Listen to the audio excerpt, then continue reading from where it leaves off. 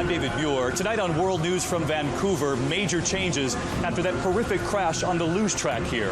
A new starting line and new attention paid to that final curve. As rain delays some of the biggest events here in the Games, what's going on with the weather? And an overnight sensation, a tiny singer who thrilled the world with an Olympic-sized voice. We asked her to sing for us. This is ABC World News. And good evening tonight from Vancouver, where the first full day of the Winter Olympics is now well underway. This has not been the opening organizers here had hoped for after that horrific luge accident here yesterday. Tonight, those luge Olympians will compete against each other for the first time, and the track they'll race on will be markedly different. Tonight, we have the latest on the investigation into that crash, and we warn you once again, the images are difficult to watch. The changes to the luge track were immediate today. The starting point for the men's luge competition moved further down the track to the women's starting point. Less time for the racers to gain speed on the fastest track in the world. Today, none of the men in trial runs broke 90 miles per hour after speeds routinely surpassed 95 over the last week here. There were also changes to the wall at curve 16, the final turn in the race. The side of the wall was raised with hopes of preventing the horror seen by the world yesterday. 21-year-old Nodar Kumarajashvili, in his final turn, lost control at 88 miles per hour. His body catapulted from the track. He died a short time later.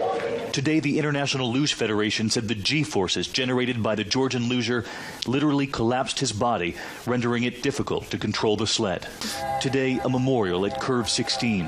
At opening ceremonies, the Georgian athletes wore black armbands, deciding to stay here and compete in their teammates' honor. Still, renewed questions here about the safety of the track after the Federation president suggested a year ago that the protective walls were not high enough.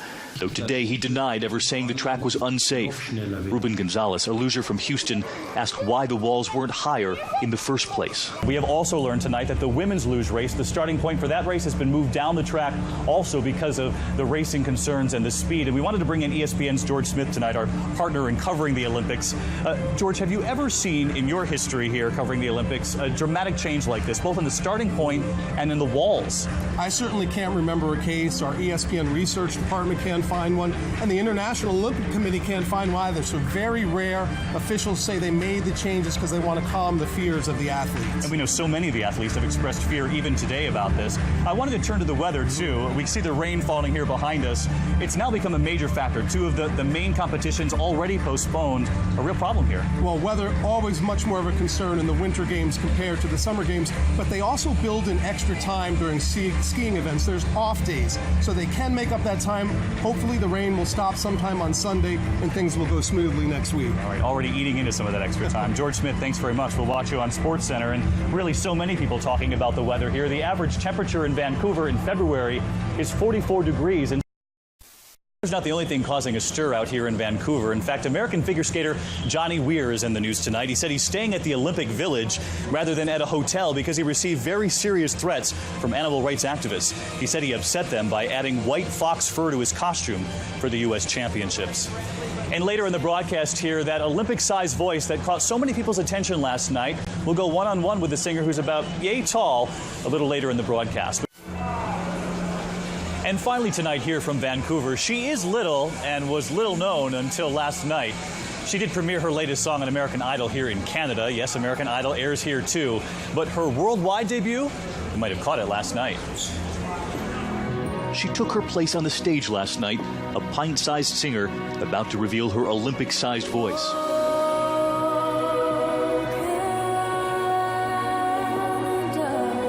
Montreal native Nikki Yanofsky was little known to the world, though that voice is already famous here.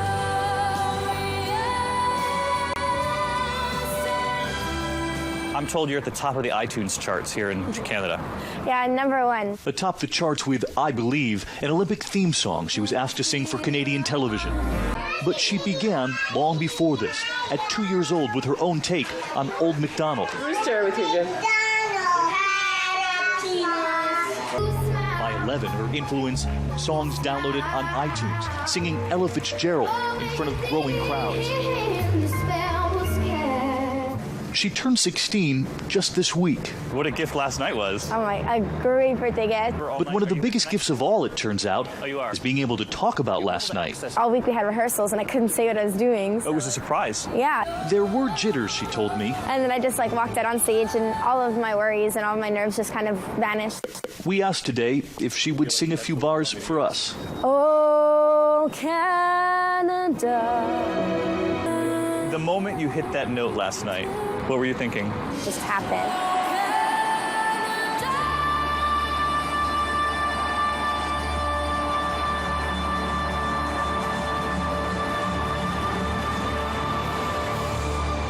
It was really something last night here. Hard to believe she had to keep it a secret from everyone except from her own parents. It is a secret no longer. That is our broadcast from Vancouver. A reminder, we'll be here throughout the Olympic Games for the next 2 weeks.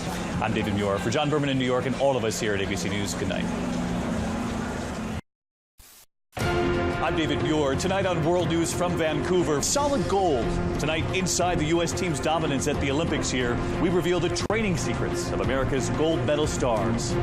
Good evening tonight from Vancouver. Another big day here for the Olympics. Well, an active and healthy U.S. Olympic team here in Vancouver, that's for sure. Take a look at the medal count this evening. The U.S. team is well ahead with 21 medals, almost twice as much as any other country. And no one is more disappointed, perhaps, than the Canadians. You know, Canada spent $117 million here in the lead up to the Olympics. It was called Own the Podium campaign. But in their effort to own the podium, as they call it, their neighbors to the south seem to be in their way. Past Olympics have not treated Canada kindly, not winning a single gold on home turf in Calgary in 1988, nor in Montreal in '76. Their golden drought ended this week, but as for owning the podium, their hopes for that are diminishing. One Canadian columnist asking today, maybe the U.S. will let us rent the podium. With names like Vaughn, Davis, Lysacek, the U.S. team has taken an historic lead. Americans now have a 10-plus medal lead. We're at the halfway point of the games. They're making it very difficult for other countries to catch up. In fact, the 21 medals the U.S. has won in just the first 9 days of the Winter Games is a record pace for the team, well ahead of the 9 medals they'd won by now in Salt Lake City. And if the U.S. finishes on top of the medal count, it would be the first time since the 1932 Games in Lake Placid. Meantime, also here in Vancouver, 2 American speed skaters who compete today, capturing attention here both on the ice and off, after a very public feud 4 years ago. You might remember in Turin that last-minute public plea from American speed skater Chad Hedrick asking American Shawnee Davis to join him in the U.S. relay to increase their chances for team gold. But Shawnee Davis, who famously trains alone and competes alone, said no to the relay. American fans were divided. Some said, how dare he say no? Others said, how dare Hedrick publicly pressure Davis to race? Now, as the two prepare to compete in the same race this evening, Hedrick told us he's matured, and so has the relationship between them. Since the last Olympics, Hedrick now has a 10-month-old and a wife, and he told me that his toddler, his baby in essence, learned how to walk right here in Vancouver. He's now preparing for his more full-time role as dad. We do have a sad update here from Vancouver tonight with regard to the Luge who died more than a week ago here. It was in Georgia today, his native country, where he was buried. Georgia's president visited the family before that funeral. And at the top of the broadcast here, we told you about the U.S. Olympic team, so far out ahead of all the other teams here, which had us wondering today just how are the American athletes getting the gold. Tonight, a look at their secret routines, their secret workouts that helps to prepare gold medal stars. America's golden girl on skis was back on the slopes today. Her body's so strong, she races on men's skis.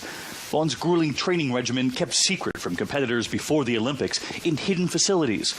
While so many other skiers have been wiping out here in Vancouver, what is it that Vaughn does to prepare for a flawless landing like this? Her team revealed to us one key part of those secret workouts, 2 tight ropes attached to opposite walls, with Vaughn balancing 1 foot on each of them, all while throwing a stability ball repeatedly against a wall, part of her 8-hour-a-day training 6 days a week. And on plane trips, she's known to do push-ups in the aisles. And this week, during back-to-back races, we learned that in between, she was indoors spinning. Then there's Shawnee Davis, who competes today, having already won his 2nd gold medal earlier this week. He crafts his own regimen. This long-track racer actually chooses to practice on the short track, essentially skating sprints to build up endurance, up to 11 hours a day. And his skates, they're custom-made, blades 17.5 inches long, 1/16 of an inch wide, a mere sliver to prop up his hulking 6'2" frame. And then there's Shaun White, who we all watched this week, the now two-time gold medal snowboarder whose pipe dream came true. He, too, secretly trains to keep his original moves hidden from the competition. We were given these images from the tiny town of Silverton, Colorado, his 500-foot-long halfpipe dubbed Project X, where he practiced that now famous big twist 1260. 2 head-over-heels flips, 3.5 spins, all while grabbing his board, and then a landing that planted him firmly in Olympic history. Some incredible workouts creating Olympic stars here in Vancouver. I'm David Muir here in Vancouver.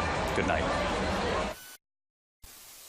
And good evening tonight from Vancouver, where the U.S. Olympic team has made history here this weekend. Weather was the story for so many days here. Well, finally, the storyline has changed, and it's a welcome one tonight. The U.S. Olympic team has now won more medals here than at any other Winter Games before. It's been an extraordinary run for the U.S. team here, and with the U.S. men's hockey team gearing up for that border battle with Canada tomorrow night, we're guaranteed at the very least one more medal. The difference from 4 years ago, dramatic. In Turin, the U.S. team won 25 total. Now we're at 35 and counting. Lindsey Vonn with gold, Bodie Miller with gold, Evan Lysacek too, and speed skating star Apollo Ono, who became the most decorated U.S. Winter Olympian ever here, won another medal in the relay last night. He talked about making history today. And with the U.S. team reaching its personal best already, the question now, will we be at the top of the leaderboard altogether? It would be the first time since 1932 in Lake Placid, and it's not out of the question, with athletes upping the ante through the years. Take Peggy Fleming, 1968, wowing the judges with her spread eagle into a single axel. That was then, and this is now. Athletes pushing their bodies and their mental games, already planning for 2014. So we haven't reached the limits. I think we're just seeing the beginning, actually. Wow, just the beginning. Well, we'll have much more from Vancouver later in the broadcast, but the news does continue with Sharon Alfonsi back in New York. And Sharon, I think I have to be careful how loudly I cheer here tomorrow night during that hockey game. Absolutely, but be brave, David. Do the right thing. For Sharon Alfonsi in New York, I'm David Muir. Good night.